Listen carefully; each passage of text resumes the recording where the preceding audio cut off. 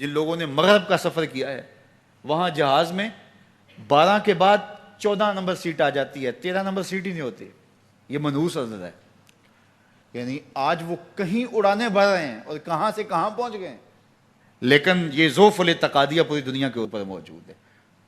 تاریخیں مخصوص ہیں کہ ان تاریخوں کو شادی کرو گے تو برکت ہوگی، اگر ان کے علاوہ کسی اور تاریخ میں شادی کرو گے تو ٹوٹ جائے گی. ہمارے ہاں بھی کچھ لوگ کہتے ہیں کہ سفر کے مہینے میں شادی ہو تو شادی کامیاب نہیں ہوتی، اور اگر کامیاب ہو بھی جائے تو اولاد نہیں ہوتی، اولاد ہو بھی جائے تو نیک نہیں ہوتی. عجیب فلسفہ ہے. سیدہ فاطمہ تو زہرا رضی اللہ تعالی عنہا کی شادی حضرت سیدنا علی المرتضیٰ رضی اللہ تعالی عنہ سے سفر کے مہینے میں ہوئی.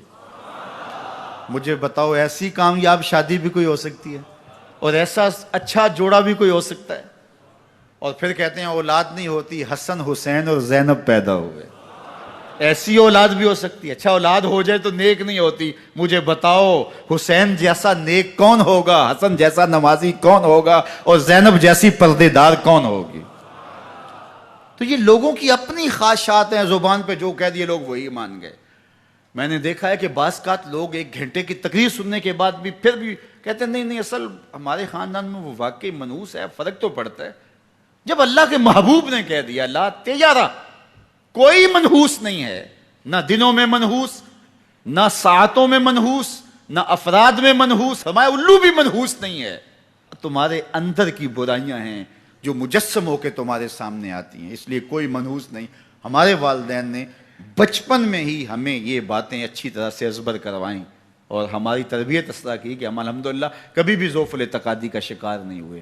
تو آپ بھی اپنی اولادوں کی ابھی سے ایسی تربیت کریں کہ ان کا توکل اللہ پر ہو، ان کا توکل اللہ کی بابرکت ذات پہ ہو، اور وہ اسی پہ بھروسہ کرنے والے ہوں. جب اس پہ بھروسہ کرنے والے ہوں گے تو زندگی سوکھی گزرے گی.